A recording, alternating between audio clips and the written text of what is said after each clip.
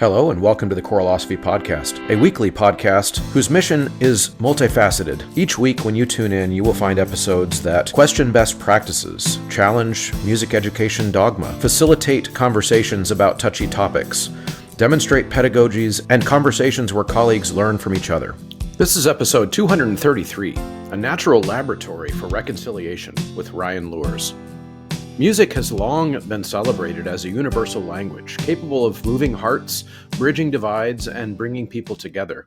But what exactly is the power of music? Is it in the melody, in the rhythm, or is it in something deeper? In this episode of the podcast, we're diving into a fascinating concept with Dr. Ryan Luhrs, that the true power of music might actually lie within the choir itself or within the ensemble. Imagine a space where people from different backgrounds, beliefs, and perspectives can gather, set aside differences, and create something beautiful together. You might even call this a natural laboratory for reconciliation. And choirs, as it turns out, might hold the key. Think about it. In a world that often feels divided and polarized, choirs create the perfect environment for collaboration, empathy, and common ground. It's not just about singing the right notes. It's about listening, adapting, and building trust with others. These qualities are so essential to successful music making and are also the very building blocks of community and reconciliation. Intergroup Contact Theory comes from the field of social psychology and describes the conditions under which groups that have important differences or even conflict can find reconciliation. In this discussion, Ryan, who wrote an article on this topic in the Choral Journal years ago, and I parse out why this matters, not just for musicians, but for anyone who believes in the power of human connection. How can choirs serve as a model for unity in a fractured world? And how can directors, singers, and audiences alike harness this power to make real difference?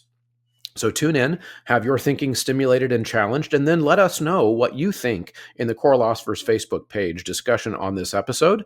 You can join that group, or you can also weigh in over on the Substack, which is free, choralosophy.substack.com. Attention event organizers. Ludus is here to take your events to the next level.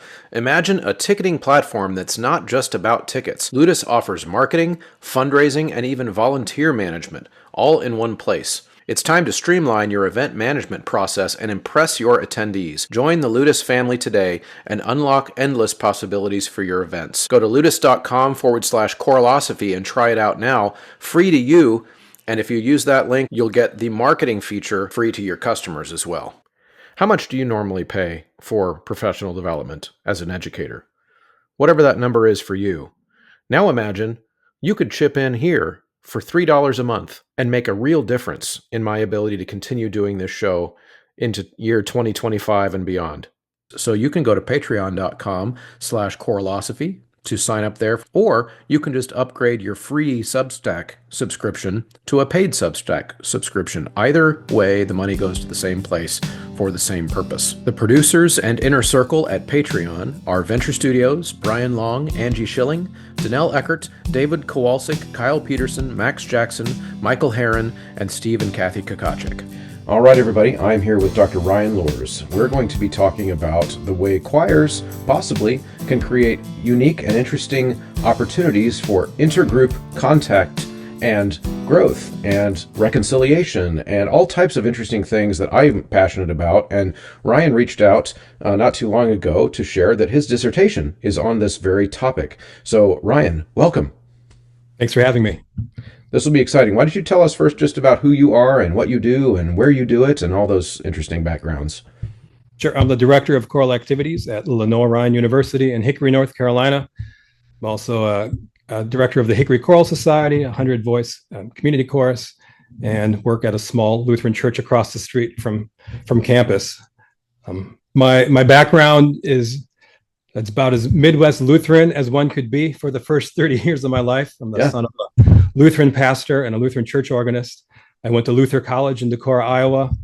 After 5 years of teaching in public schools, I went to Luther Seminary in St. Paul and sang in the National Lutheran Choir, so thoroughly steeped in that tradition for sure, and then did graduate study at Florida State in Tallahassee. And wherever I lived during that time, I would seek out opportunities to bring together usually the church choirs in the communities where I lived to have an event, to Well, I guess as a Christian, a person of faith, I've struggled with how much division there is, and just felt called to use my skills to have people singing together and use our common song as a way to get people in the same room. Of course, that looked a little different in Tallahassee than it did in central Minnesota.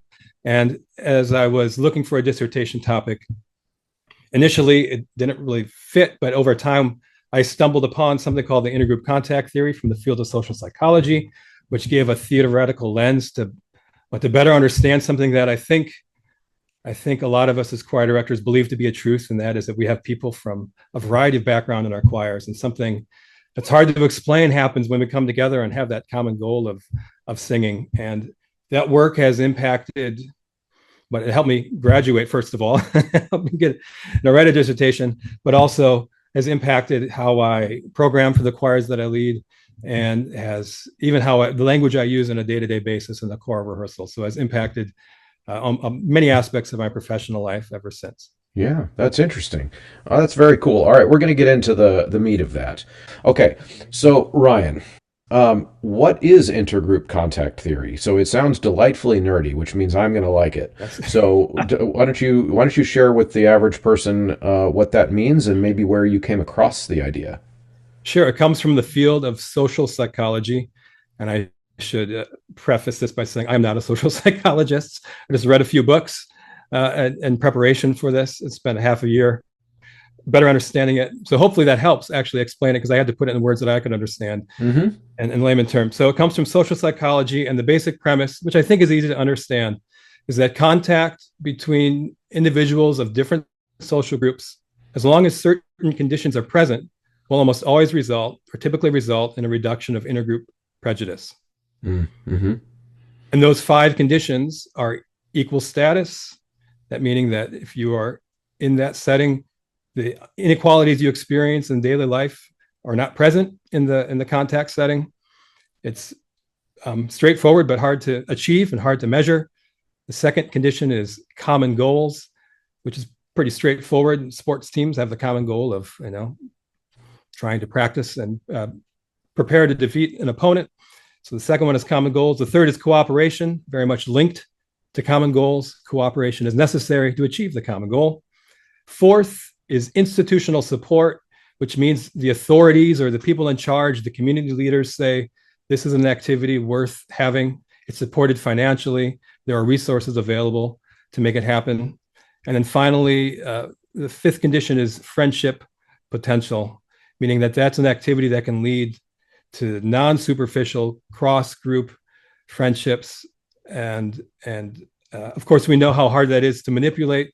It's probably better if you don't try to manipulate and foster cross-group friendships, but that the setting will organically lead to that sort of activity happening.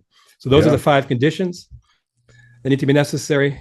And evidently it works through the mediating factors, meaning what's going on. We're learning things about people who are different than us. That's helpful. We have reduced anxiety about people who are different than us, and we don't perceive them as a threat if the intergroup contact is effective. And we also have increased empathy. And then finally, some people will, or the majority group rather, will often benefit more. So the dominant group that's in the intergroup contact will have more of an impact for them, will have reduced prejudice more, and their attitudes are more improved. And generally the group in minority, this is interesting, prefers to have their differences maintained, while the majority group would prefer that those differences aren't as highlighted, that they more colorblind if it's a racialized situation. Yeah. And finally, while there's a lot of research that points to this being really effective, there are some criticisms. Of course, people who seek out this kind of activity are generally the people who don't need it as much. So who's there and why are they there? Yep. And then there can also be the feeling that some people, as a result, the dominant group, as a result of the activity, think everything is okay and have a kumbaya moment, and they don't have work to do. And that obviously doesn't help the society as a whole lead to a reduced prejudice. But nonetheless, there are hundreds of studies that point to intergroup activity in a variety of settings being a really impactful way for individuals to reduce prejudice.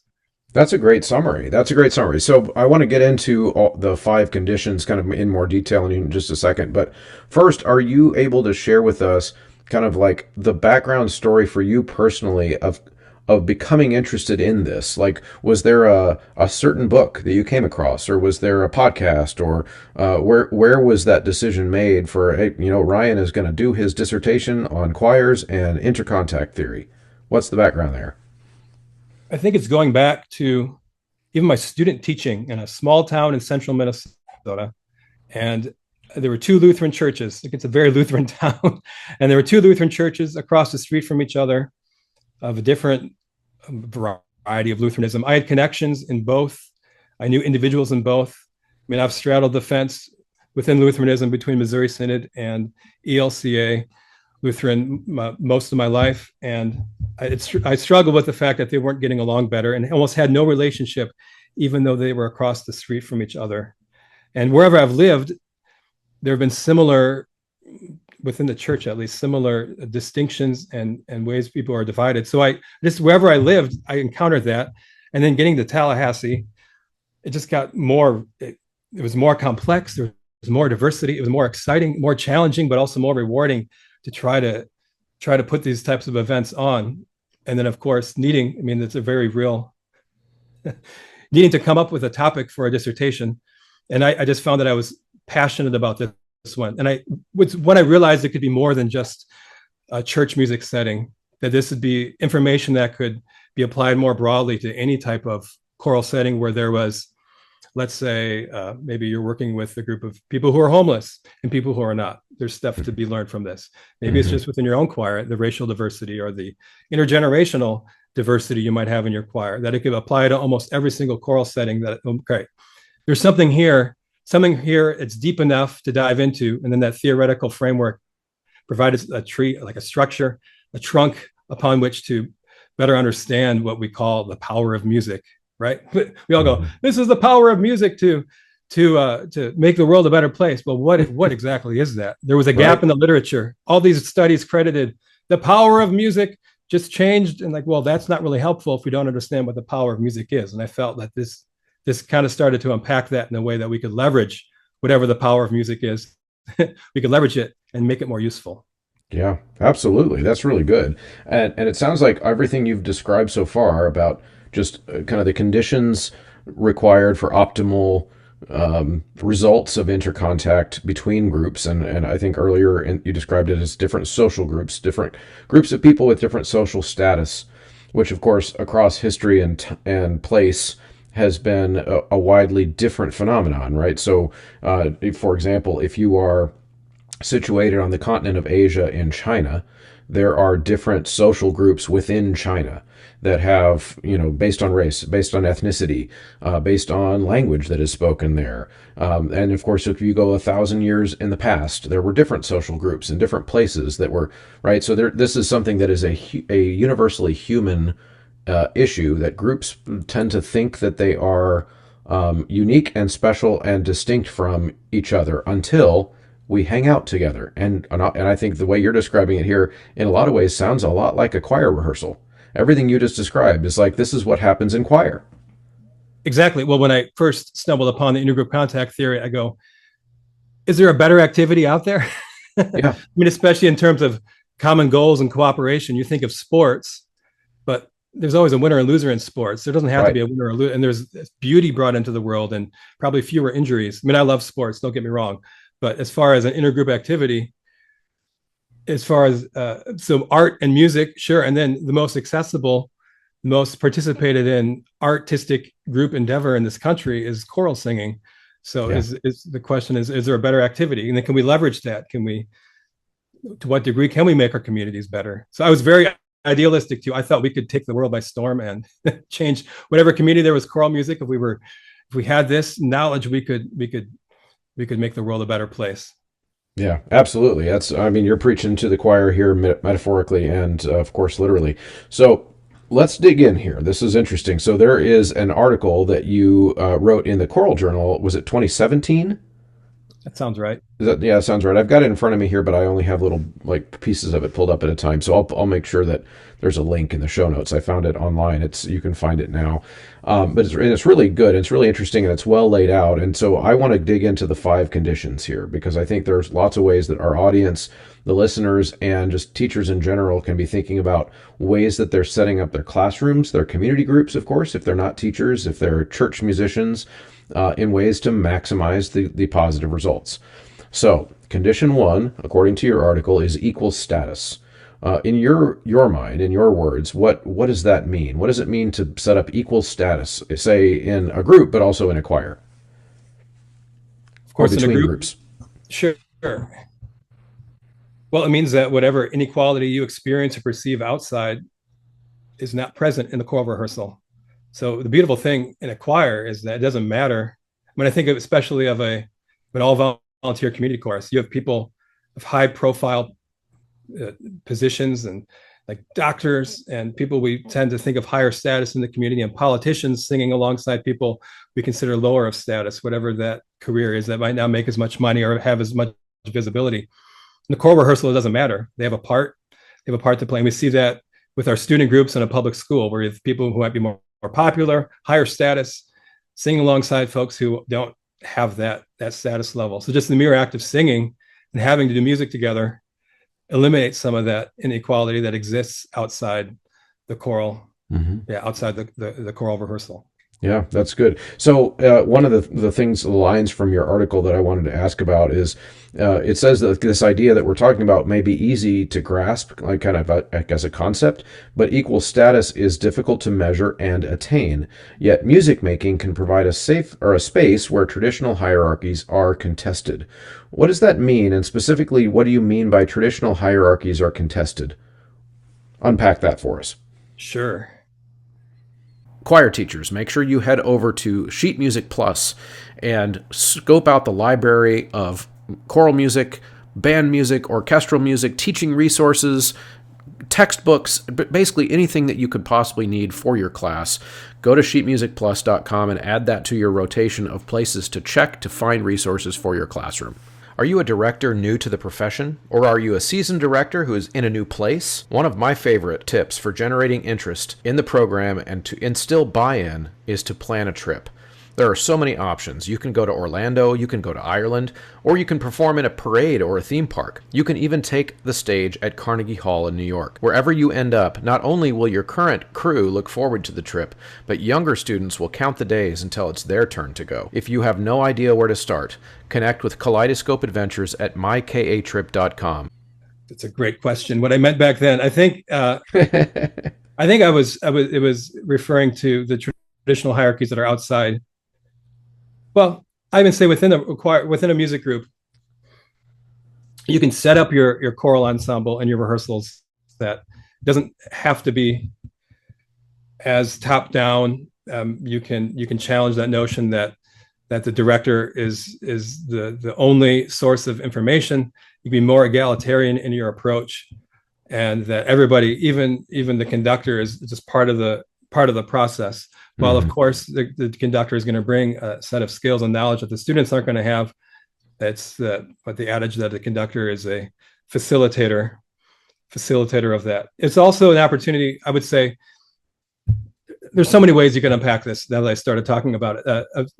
The culture might have ideas of what is a higher status of music, or what music is highbrow music, or what music is good music. Maybe that's a better way to say it. And you can challenge that in the choral rehearsal. And you can say, no, yeah, the culture might perceive there's a dominant and mainstream way of thinking about music and what music should be performed and what's better. But you can challenge that hierarchy in the choral rehearsal by looking at the diversity of music out there, looking at the diversity of your singers and saying, yeah, this music is worthy here, this music is also worthy, this music is also worthy. And that way you're challenging that hierarchy that we've created in Western culture about what music should be at the top. And it's most worthy of study. Okay, so I want to float my idea about this to you, and I want you to see what you think. So there is a theoretical framework out there in common in academic research and academic discussion, especially in education, that the hierarchy of the teacher to the student should be disrupted and challenged, etc.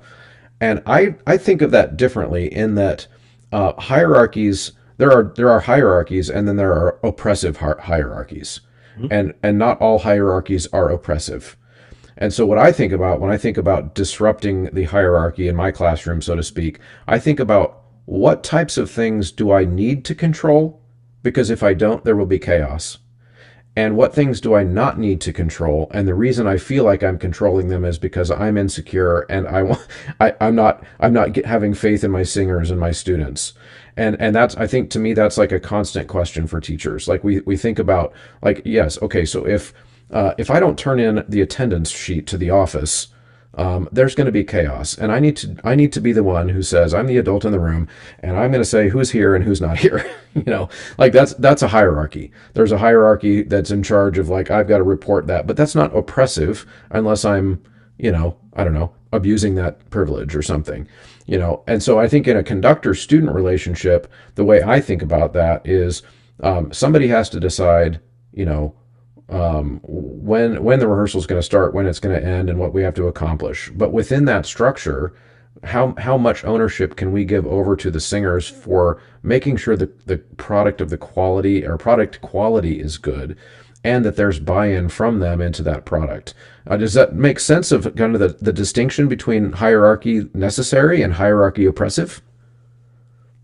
Yeah, that all makes sense. Mm-hmm. Yeah, certainly. And I think to add to that, as I'm talking more about equal status, I think it's more, I mean, certainly that rehearsal environment is important, but it's more about challenging the perceived notion, the preconceived notions about repertoire in our field, about maybe what correct and good singing is. Mm. That the hierarchy of saying that bel canto singing is the right kind of singing. We might have told our Mm. students, "Oh, don't make that ugly sound again." Well, unfortunately, the ugly sound, that's the way some cultures sing and make beautiful music, but we've just labeled that as ugly. So that would be a hierarchy of saying this type of singing should be elevated above all others, and usually that's related to a cultural bias. But I think you're spot on as far as the rehearsal Yes, and atmosphere. I agree. I agree with that distinction. The magic phrase that I've come across, or at least that I've kind of that's worked for me in that in the area you just talked about, is simply "for this style." Mhm. So I've stopped saying things like "that's not the right way to sing." I'll say "that's not correct for this style." So in this style, we will sing like this. But when we sing other styles, we will sing this other way. And then to me, that is a kind of breakdown of, again, that hierarchy. I'm not saying that this style is better and this style is worse. I'm saying let's try to be true to the style. Thoughts? Amen. Yeah, Yeah. exactly. Because that it doesn't place it in a hierarchy. It just says this type of singing is correct for this style. This type of singing belongs with this. Another one is how we talk about literacy and teaching the music. I think so many of us, especially in my upbringing, certainly the learning to read music, but saying that the true musicians out there are folks who can read notation on the page, and that also elevating other types of music literacy. Again, that's creating a hierarchy. In fact, one of the events that we did in Tallahassee, probably one of my lower moments, but I learned a lot from, and it was humbling, is, I mean, I'm a firm believer at that point. I am 100% sure that you need to follow the notes on the page. We're doing it's definitely a choir that we formed in Tallahassee with folks from a backgrounds that read music and people who don't, gospel music and standard and what shouldn't be using that word, and hymnody, gospel music and hymnody. And I called out one of the conductors who also happens to be African American, stopped the whole thing because he was adding beats in between sections of the hymn. And you got to follow. In my point, I was 100% sure you got to follow what's on the page. And it wasn't even until a few months later, and continuing this research, that I realized, oh my goodness, that was demonstrating a hierarchy again, where the way my values related to music and notation, and the way I called him out publicly in that event, that was well, shoot on me. I mean, that was Yeah. not a good situation, and I have talked to him since then, and I'm glad I had that experience because I can use that as an example for my students, and I learned from it that, wow, in that moment I was demonstrating a hierarchy of my interpretation. My values were above his. Yeah, I think that's another great example, similar to the singing style as being correct or incorrect. I think that it's Here's how I would say another, just this is a goofy example, but I could say, I could make a claim that learning to swim is a vital skill. And every human that can learn to swim should learn to swim. And if I have the responsibility of teaching a kid to learn to swim, that's a really important thing, and they should learn how to swim. But then, I could make that claim with a clear conscience, because it's their safety is at risk if they don't know how to swim, and if they're ever near water, etc. It's a really important skill. But then it would be equally silly for me to walk up to a person walking through a field and say, "Why aren't you swimming?" Well, it's not a relevant skill for this situation. I know how to swim, and I'm glad I know how to swim, but I don't need to know how to swim in the middle of this field of grass. That's not important. So I think in the situation you just described, you could say still, learning to read music is a vital skill.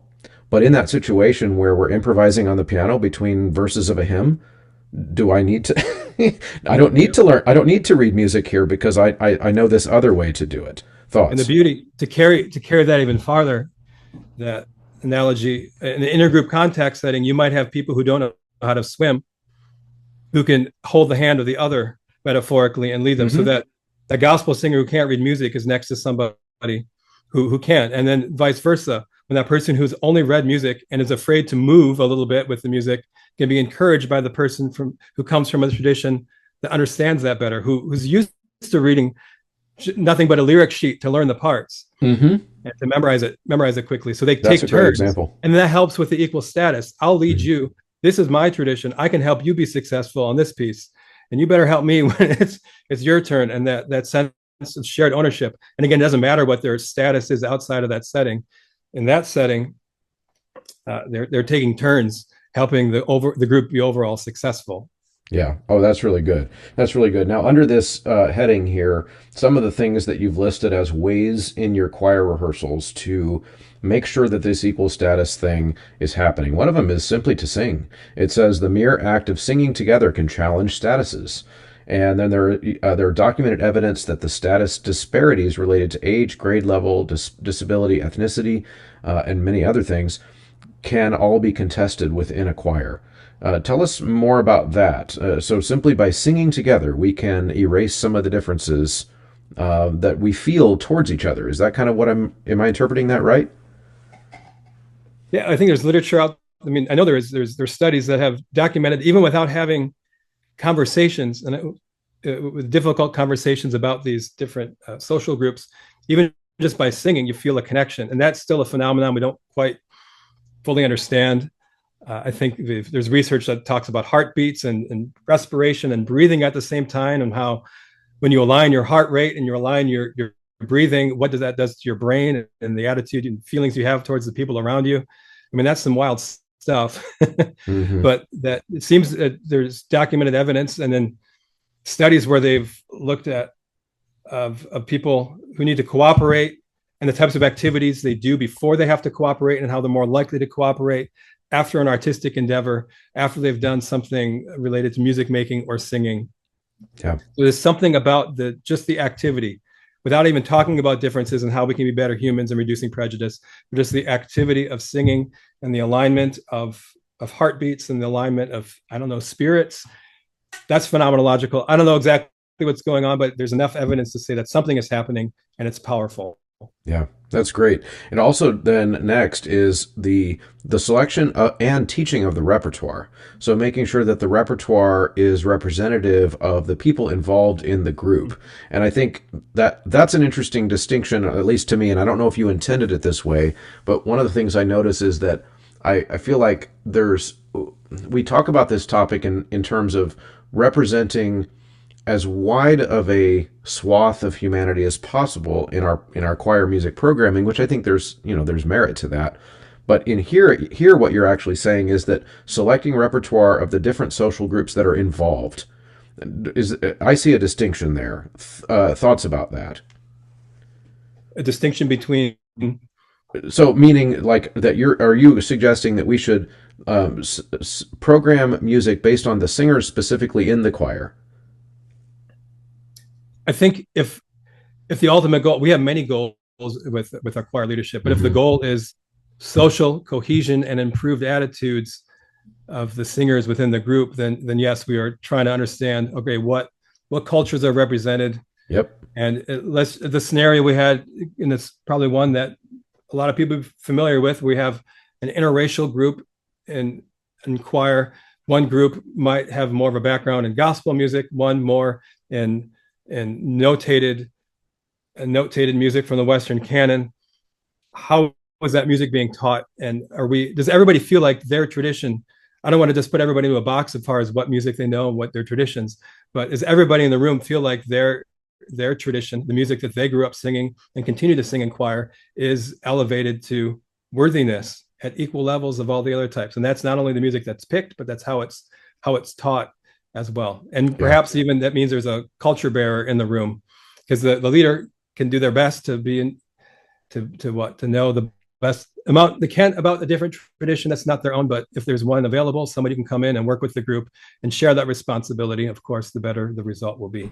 Yeah, and I agree with that completely. And I think there's also value in teaching pieces of music. And I don't interpret you as in this article as disagreeing with this. I just think it's a worthwhile distinction, which is that we should also probably program music that nobody's culture in the room represents.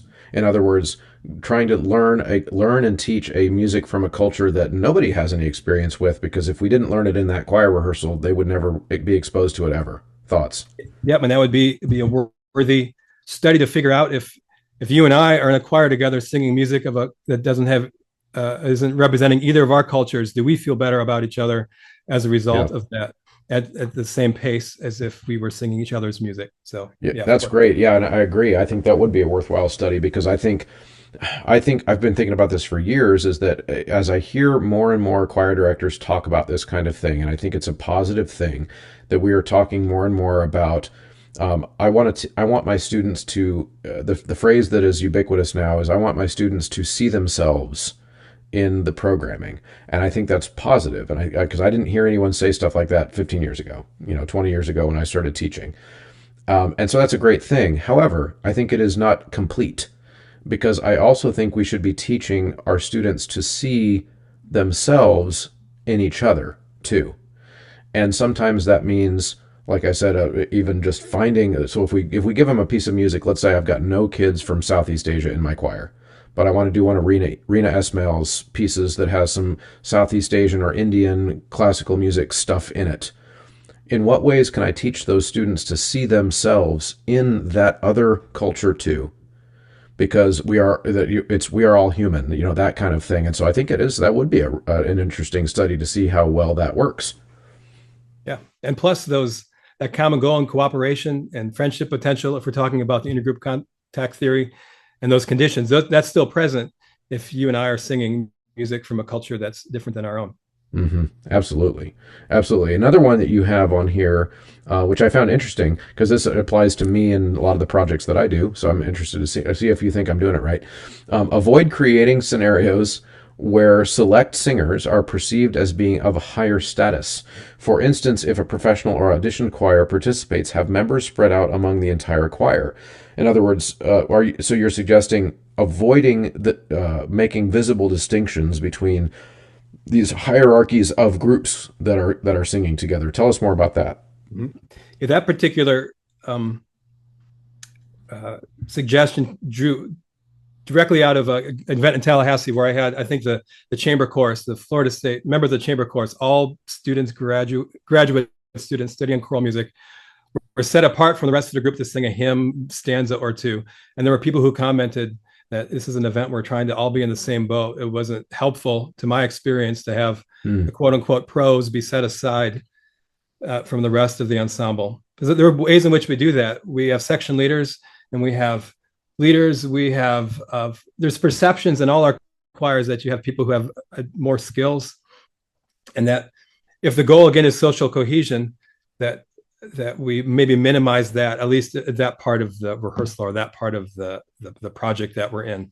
And that if we're bringing people from across town and we have that core, because sometimes if you want your event to be successful, you want the group that you direct, you might be a lot of experienced singers in it, you want them to know the music, they know it, but not to have them all sit together, but have them spread out. And then we all wear name tags, maybe with just our first name on it, no matter what our titles are. So that all helps us. Like, we're all just in this together and we all bring different things. But again, try not to have that status within the ensemble. Okay, that makes sense. So would you say it's fair then, in your mind, to say that it depends on what the goal of the project is? So if you're Very doing much it, so. yeah, okay, yeah. So the example in my mind I was thinking was sometimes I do projects where the goal is the growth and development of a professional choir program that I run, right? So to not show the audience what the pros can do would not make much sense Yep. in our goal, because we're actually, some of the projects that I do, the goal is to get, like, say, younger singers. We do a lot of like events where our professional singers collaborate with youth and student singers. And one of the reasons we do it is because we want those student and youth singers to be aspirational, to like think, ooh, what could I do with my voice if I kept singing for like 15, 20 years, and if I kept doing it as an adult. And of course we've got to have the pros sing for them. Yeah. Like, so, but it's not, but it's a different kind of event for a different purpose. Fair? Yeah, absolutely. Yeah, that has a goal that goes beyond social cohesion, and bettering and reducing prejudice is probably not the primary goal in an Right. event like this. And I don't Yeah. think any of us, well, of course, that's important. Maybe one of the most important things we can do as choir directors will not be the most important thing every single moment of every single rehearsal and performance. Ooh, that's good. That's really well said. And I think, yeah, in fact, I think that should be a billboard at a choir director convention. Let's zero in on that. So what you said was that for choir directors, not all of our goals are going to be the same at every performance. And I think that's actually really important and not as obvious as it might seem. Yeah, I mean, yeah, I agree. And the challenge is, I mean, what could be more important really than prejudice reduction and a world where people aren't at war with each other and are empathetic? So Yeah. it's hard to say that shouldn't be at the front. But I think if you make that exclusively all that you're about, you miss out, and maybe in getting your own way, even if that was your ultimate goal, if you elevate it to the point where, gosh, I don't know, I want to get myself in trouble here, but you elevate it to the point where it's only thing that you do, you might miss out, you might hamstring yourself or cut your own hamstrings as you're trying to get to that goal, because some of the other wonderful things about choral music aren't being recognized in that effort. But Well, yes, absolutely, and I think it's our ability to focus on more than one thing is crucial, because I'll just float this to you. So if let's say if the only thing I care about as a choir director is the stuff we're talking about in this episode, and obviously I care about it, that's why I want to do an episode about it. Intergroup contact and building of and breaking down barriers is a passion of mine. I think it's one of the big powers of choral music, but it's not all I care about. And the reason for that is that I think I know that if the choir sucks, nobody's going to show up, and we won't be able to use this power of music that we've been talking about to break down those barriers. So we also have to care about good singing, and we have to care about musicianship, and we have to care about putting on a good show so that audience members show up and that we can get funding for the organization, or else none of these things matter because we would just be talking into an empty microphone, so to speak. Thoughts about that? yeah, I agree to a certain point. What's missing is that you and I, as white choral conductors, we don't fully understand or know what it's like to be marginalized, at least in a racial way, to know what their choral experience, and maybe if a group of people is marginalized, maybe that choral experience then almost always is about expressing their full humanity in a context. They can do that through choir when they don't feel like their full humanity is recognized on a daily basis. So then that aspect of choral music making, that I can fully express myself and this is about social justice, is elevated in a different way. So I don't want to minimize that if that is going on among marginalized groups of people. Right. But generally, yeah, if the choir is laying an egg in terms of musicality, and it's not expressing something that's communicative and expressing beauty, that's where it gets in the way of all these other things, because people aren't going to come back or people aren't going to listen, and there's no social cohesion happening if nobody's there to do it, because it's not much fun. Yeah, and and it's record. people are then grumpy because it's not very good quality, Yeah. and then that gets. So I think all these things. It's and I don't. Yeah, I wasn't intending to diminish it either, or diminish the other stuff you said. To me, it's my point was that those things have to work in tandem. Like Yeah. we have to care about more than one thing at the same time. In fact, that leads very nicely into number two on your list here, which is common goals. Typically, at least how I interpret your article here, research suggests that sharing a goal has motivated people to be more supportive, friendly, and cooperative with each other.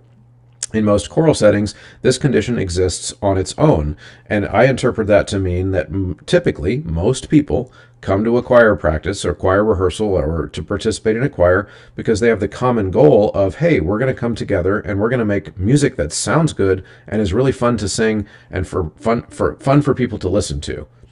And if that wasn't the common goal, then they wouldn't show up. Thoughts? Exactly. And Yeah. oftentimes it's coming together to sing because you have a performance or some type of event. Not always, but typically there's something out in the future. We got to get our act together and get this ready. We have this common goal of wanting to create beauty and be as beautiful as we can as a choral ensemble, whatever Yeah. that means, that we have something to prepare and we're going to have people listen to us and we want it to have an impact. And that becomes the common goal, at least in most choir settings I've been in. Yeah. Yeah, and in fact, you in this one too, you made the comment about how it's similar but not the same as sports, in that there are common goals in sports too, but at the end of the game in a sporting match of some kind, somebody loses, and of course, I think this would be a good time to bring up that sometimes in music and music education, somebody loses too, and that's I think one of my biggest pet peeves is that music is not a competition, but yet we have created lots of those across our choral landscape. But how do you think about, and band, of course, band does it too. But how do you think about that distinction between music practice and music work together versus, say, like a team training for their next game? Well, I think in a music ensemble, especially choral music, to be as successful as possible, you also have a mix of vulnerability and empathy that goes into that process. I mean, I've been in sports teams in high school, and maybe there's team building activities, but I think it's different when you're expressing, when your body is the instrument and you're expressing yourself, that there's a certain sharing of oneself that's different in the music making setting. That when you're accepted, when you put something out there and it's not rejected but accepted by the community, that's powerful, and that's what that's the Brene Brown stuff that she's famous about talking about, and that connection, being Yeah. wired for connection. And we are wired to not want to be rejected. So you need to be vulnerable and put yourself out there and tell people, just be the first to say, I love you, and see what they're going to say back. We're kind of doing that to a certain degree in the choral rehearsal. We're expressing ourselves, putting ourselves out there. And the community, if it's a good environment, it will be accepting of what you can offer, and you're valued. And I don't want to discredit sports in any way, but I didn't have that experience in the same way that I do in a choir. And so Mm. there's something else that's happening in that environment. Yeah.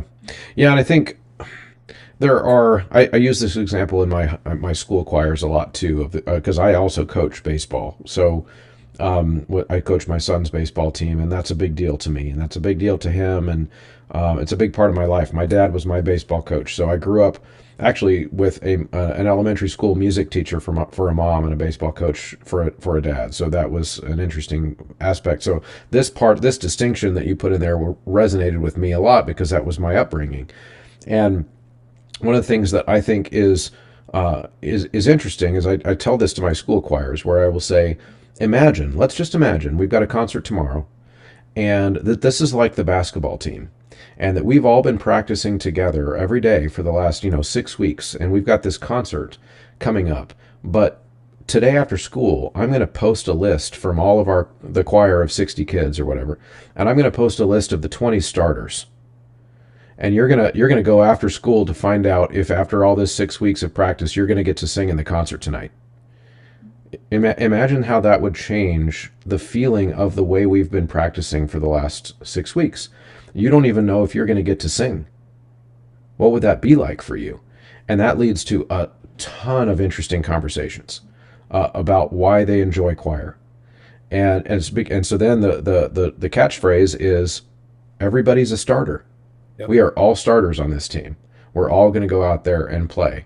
Is that kind of what is that a part of the distinction in your mind too? Is it just that there is no loser that has to sit, so to speak, on the bench and never play? Yeah, I've heard that everybody's a starter. That reminds me quickly of a story.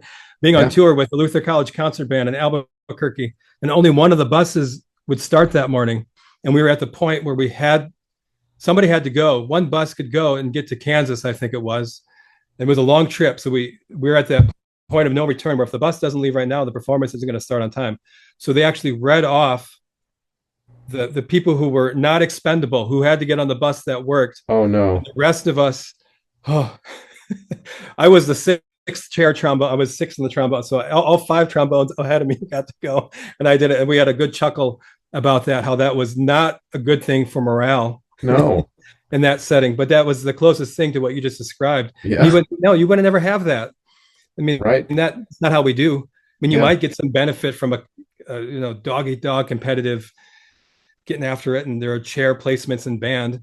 But yeah, I mean, we celebrate our field as something that's accessible that you can, so there should be somewhere where anybody can walk off the street and sing in a choir and have a meaningful experience.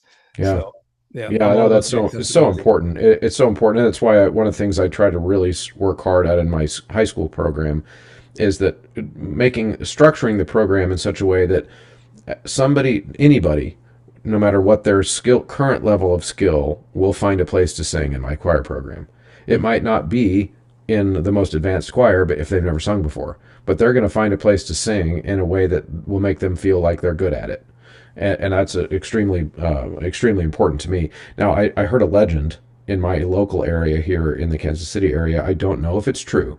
This is just a legend that I heard, but it illustrates that this idea that there was a high school choir near me, not too far away, where one of the former teachers had a thing where every single kid in the choir program had to sing a solo and do a sight reading thing and do this this evaluation thing where they were graded on a rubric, and then like a band chair audition for choir, she then posted a ranking of every high school kid in her choir program from top singer to the least good singer, and posted it on the wall. I was like, oh my God. I hope that that's not true, but to me, that would be like pulling some of the more toxic competitive elements out of sports and then dropping them onto choir. Right. Yeah, we don't need more people questioning whether or not they can sing. We have enough of that without being ranked. We have enough people in the world in our culture questioning whether or not they should be singing. So I would rather not contribute to that. No, absolutely. Absolutely. Okay. So I want to go in another direction here because it's your article is so rich. I'm going to make sure that people that are listening can go into the show notes and find it, because we could talk just point by point for another 3 hours on that. So earlier when we first started talking about this, you mentioned that when you got into this idea of thinking through the framework of intergroup contact theory and looking at all these conditions that need to be present, you said that it kind of changed the way you taught, and that changed the way that you used language in your rehearsal and structured the teaching that you do. Are you willing to share with us some examples of that, some things that maybe you do now that you didn't do before, and ideas of how you structure your rehearsals now or your program now that are informed by this work? Sure. I think you'd see it most visibly in the way I program concerts, and I'm in a fortunate position that I direct a university chorus as well as a community chorus and a church group. I have the community chorus and the university choirs sing together once a year, and we often collaborate with the symphony and do a major work and the other college in town. So really looking for those types of opportunities, or having those groups come together, or I should say, and having those groups come together. It'd be common to do a concert where those groups come together, and then we somehow involve the church choirs in town. So we're getting as many people involved in the process as we can, and getting people singing together that wouldn't otherwise do so. So I probably focus on that and the way I program a given year. When I think about tours, I look for opportunities to make sure that we are singing with groups along the way. The 2 international tours I've led since I've been at Lenore Rhine, both the one to Ireland and the one to Spain, I've asked the third party that's been putting the tour together, any chance there is to sing with another group, let's capitalize that. If we can have a meal together, and it's often the highlight of the tour. If it happens once, the students have, like the Ireland tour, we completed the tour, finished the tour in Dublin with a concert with a local choir. And I'm still in touch with that director. We sang, it was hilarious. We sang Danny Boy with them. I was afraid to program that on a tour going to Ireland. We sang Danny Boy with them, and their director led us. And then we also sang together Will the Circle Be Unbroken, which is from our neck of the woods. And I led that. And it was our chance to be kind of in the driver's seat for that particular piece. And there are friendships, people still in touch from those 4 hours together, 5 hours together. So it's impacted, again, when I think of a year of concerts, I probably lean more into those collaborative concerts just because I see how beneficial they are, even if they're a little more work or a little more anxiety producing with the uncertainty. But I've kind of learned to become comfortable with that. As far as day-to-day rehearsals, I mean, I kind of shared a lot of that already, but how I talk about tone, I mean, my own bias is so I thought I could change the world through this type of activity. I soon realized that, okay, I was a little idealistic with that, right? I mean, the people who are going to come to sing in these events are probably drawn to them already and have good attitudes about people who are different than them. It's not targeting the people who need this work the most, but trying to create an environment where both groups or all the groups present were equally represented. And I had my own biases challenge, as I shared before, and it's changed how I, again, talk about tone color. I would be one of those people that say you can't deviate from the music, or we all need to have notation in front of us. What are we doing? I'm not comfortable with this. Those biases have been challenged, and of course, this is the journey that we're all on. I'm not there yet, but I'm grateful. I don't know how soon those biases, I wouldn't have realized them or had that mirror put in front of me had I not tried to put together events with a framework like this. And I believe I'm better off for it. But it certainly has impacted how I go about my daily life and choir rehearsals. That's great. And it sounds like what you're really saying, if I kind of boil it down, and correct me if I frame it wrong, is that you're not doing something necessarily that's new and revolutionary in your world. You're just being more intentional about it now. Is that fair? I think that's fair. Yeah. Because I think many of us assume we come from a place that we are, of course, the singers in my group are all equal in status. And we don't realize the biases that we have, and that they need to be challenged. And this activity, even though it's been embarrassing at times when I've stuck my foot in my mouth or done things that like, oh God, looking back, but that's how we grow. And I think it's that zone of proximal development. If we're gonna get nerdy about educational speak, doing this type of work consistently puts me professionally in that zone of proximal development where I'm not quite comfortable. I'm not untethered to the point where I feel like I'm swimming and drowning, but I am certainly uncomfortable and having to figure things out and being challenged by this kind of work. Yeah. Yeah. Now, it's interesting. A minute ago, you mentioned the possible selection bias of why these things work, which is that some people who already enjoy interacting with other types of people come to these things, and then we could, that almost as a criticism for the theory itself. And about 75 episodes or so ago, I did an episode with my wife Beth about recounting an experience where we went to a political convention that was about this, which was intentionally putting Democrats and Republicans and independents and libertarians and all the people in rooms together to talk about their differences and why they believe what they believe, and putting intentional group activities together based on a lot of the same stuff that you and I just talked about. But then after and it was an amazing experience. It was incredible, like sitting down and talking to people that believe very different things than we do, but came away friends, and all of this kind of stuff.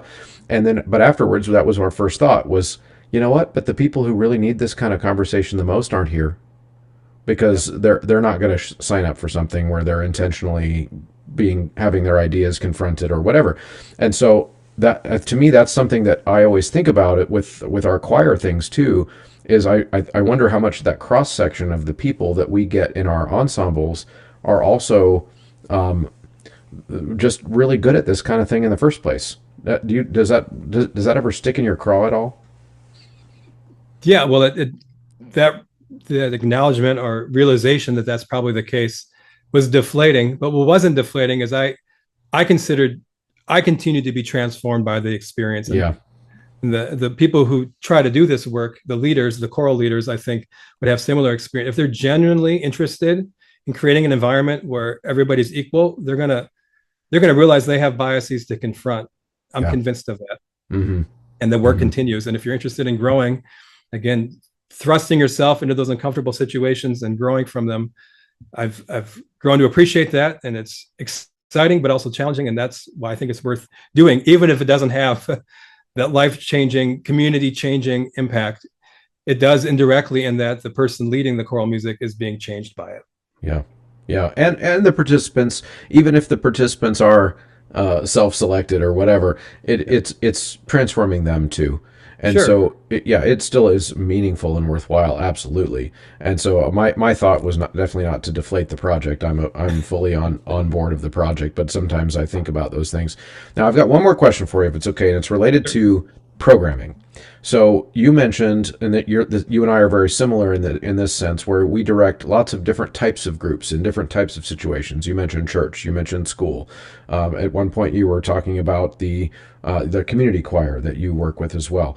When you're picking your repertoire, with this framework of making sure that there's representation of the singers involved, et cetera, and in different cultures and different music making ways of making music, et cetera. Do you think about it the same exact way for church, for school, for community? Or do you have different ways of thinking about it for each based on the project that you're working on, based on the reason people are there? Yeah, I think there's certainly nuance for each setting. Mm-hmm. I mean, the takeaway, what comes to mind here is that there is repertoire. If the end goal is better social relations to whatever community you're serving, whether that's the university choir, the community chorus, the high school choir, or the church choir, at least the limited research we have so far suggests that maybe you shouldn't be singing movements from the Messiah in that setting. Again, that doesn't mean you don't sing the Messiah. It just means Yeah. if the goal is social cohesion, that you are learning the music and you're interacting with people, and it's not hundreds of words you have to learn and really complex polyphony. If you can't memorize it, you're not looking around, you're not having the same experience.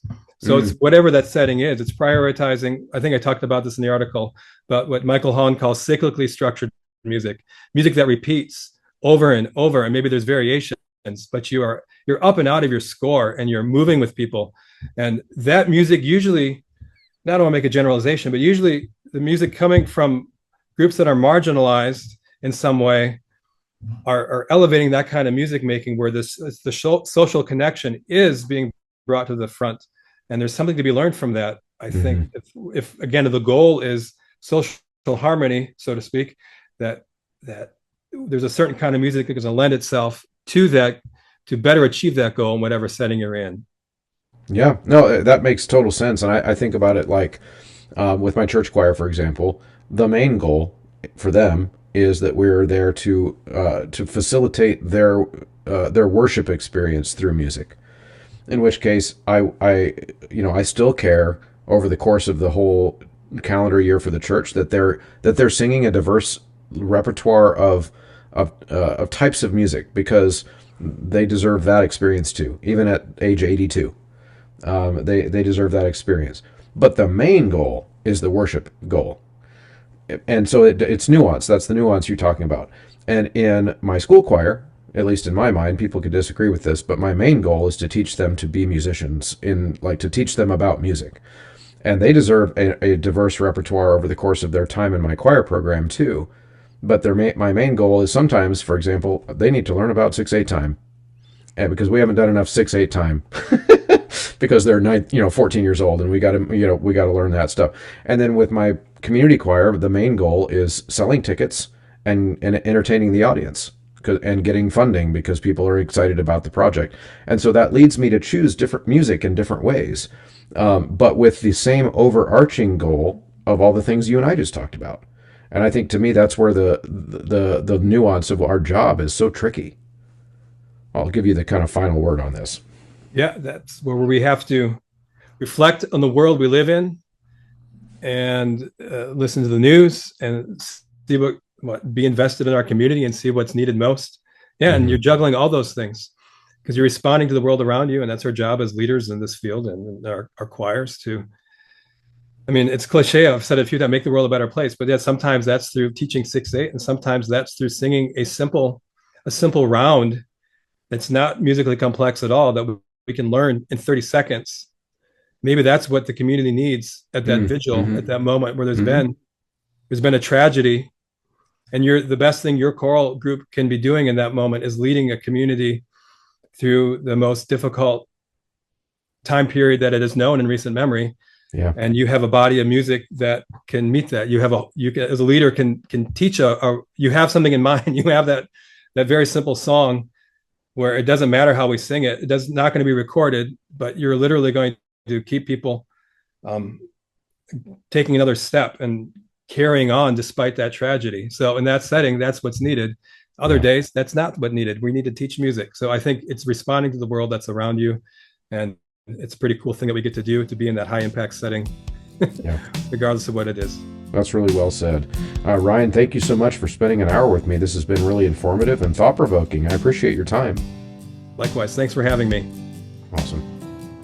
Thank you so much for sticking around to the end of a conversation. If you are still hearing my voice, that means you're one of the MVPs, one of the diehards, one of the real ones, as the kids say. So if you are willing on the way out to check out a few different ways that you can help me continue to make this show high quality. One, use the promo code. That's the biggest one. At Sight Reading Factory, at mymusicfolders.com, at mychoirropes.com, at graphitepublishing.com, and endeavormusicpublishing.com. All of those take the Choralosophy checkout code, and of course now the newest one is 3-Minute Theory. You can get a 15% discount when you enter Choralosophy at checkout there.